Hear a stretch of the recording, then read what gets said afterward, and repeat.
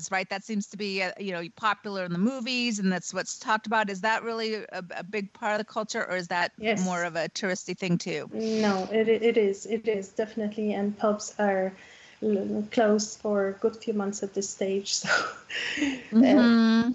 it really hurts people. You Mm-hmm. can, and it's not, because it sounds kind of like people want to go and have a drink. It's not about that. It's more about just socializing and being together and having a bit of a laugh. Is probably how Irish people just blow off some steam.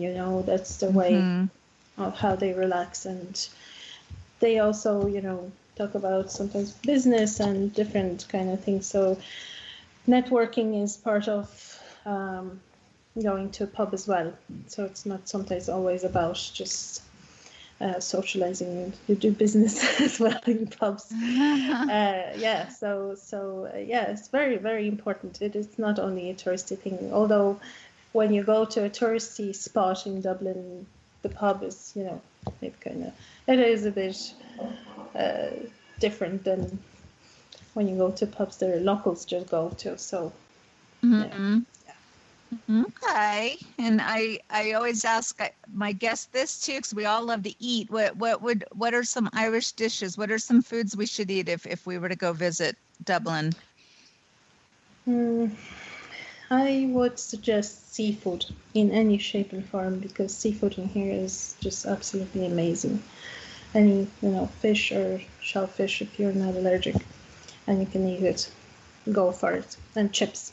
Of course, everything has to be with chips. Have chips. Chips. I think it's a national dish, chips. Everything comes with chips. Yeah, because maybe hope that Irish people are not gonna kill me for it, but what's kind of more like traditional food is not too exciting. Mm-hmm.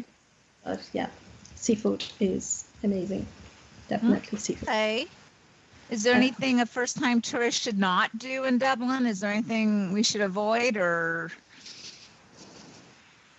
Mm, no, I don't think so. No, I wouldn't say, don't go here or there. Mm-hmm.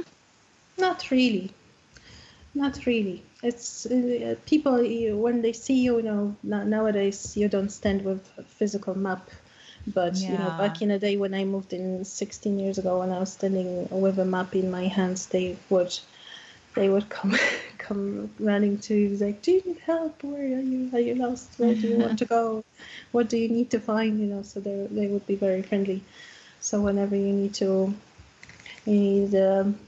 need some help and guidance, people are absolutely very open, and they will sometimes even take you there. Yeah. So That's yeah, the way I've always heard, that yeah, you just don't have a stranger. You're not strangers for no, long. no, That's what I've always yeah. heard. Um, well, let's see. How, what do you remember about living in Poland, if you don't mind my asking? Is there anything that you other than your family, we've already established that, that are over there, but is there anything that you wish you had that you remember when you grew up in Poland? Not really. It's not Mm-hmm. a thing. However, people for sure.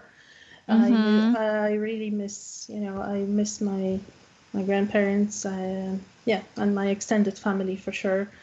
My dad. So it would be amazing to have more of them in here, but that's unfortunately not possible. So yeah, I don't think I'd be able to say, oh yeah, there's one certain thing that I would like to bring in, because you have to know there's a huge community of Polish people in Ireland, so there is Polish food available in supermarkets. We have like a special Oh, section. okay. Yeah. That's why I'm being like, oh yeah, no, I have everything that I need in terms of food and stuff. So yeah, we're good. Back in the day when we came over in here, it was a different story, and we were like calling our families, "Can you send us some food?" Like certain foods that they like sausages and things like that. Polish kielbasa and all that. Be like, oh, we miss it so much. But nowadays, yeah, everything is widely available. So yeah, I don't really, yeah, apart from probably the person that I miss most would be my grannies, but both of them passed away. So yeah. And is you and your husband from the same area? Is he from No. Poland too? Refresh my memory. Yes, he's from Poland, but we are from completely different regions. Like I'm from north, which is coast of Poland, and he's from central Poland. So yeah, we have met. I went to study in the city that he's from, and that's how we met. And we came over to Ireland together. Okay. All right. Well, we have about 5 minutes left. So what else have we not covered? What else what haven't we heard about? About Ireland. Yes. I think I have, well, it is very, well, I would like to answer the question the first one that you've asked me, what do you love most about your country? Yes. Okay. I think I would like to, apart from nature, which I have already spoken about, I think that thing I really like, I love the most is the freedom that Ireland gave me to be me. And I get to decide what I plug into in here and what I don't. So just to explain what I mean, is like, I think when you live in the country of your origin, you are automatically plugged into everything, into politics, into economy, into history, into,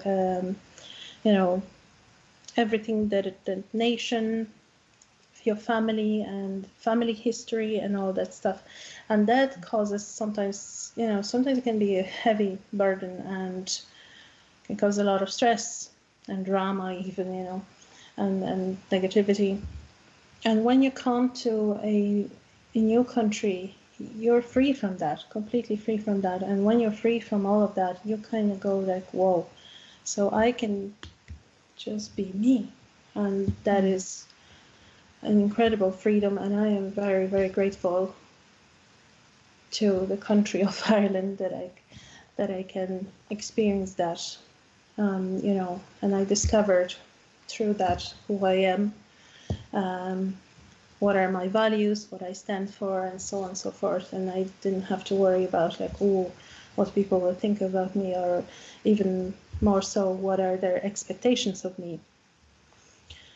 I just could be me.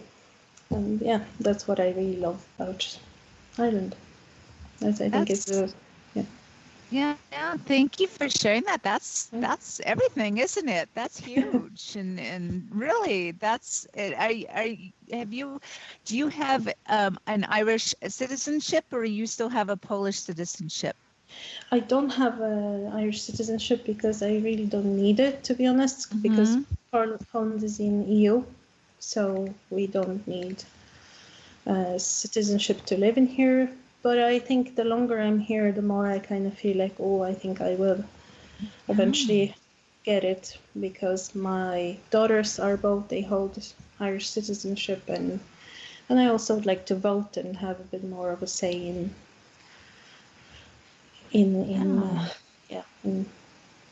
life in Ireland. Okay, well, that's a good note to end on, Magdalena. We're actually out of time. It always goes by so fast, but it's been so lovely to reconnect with you.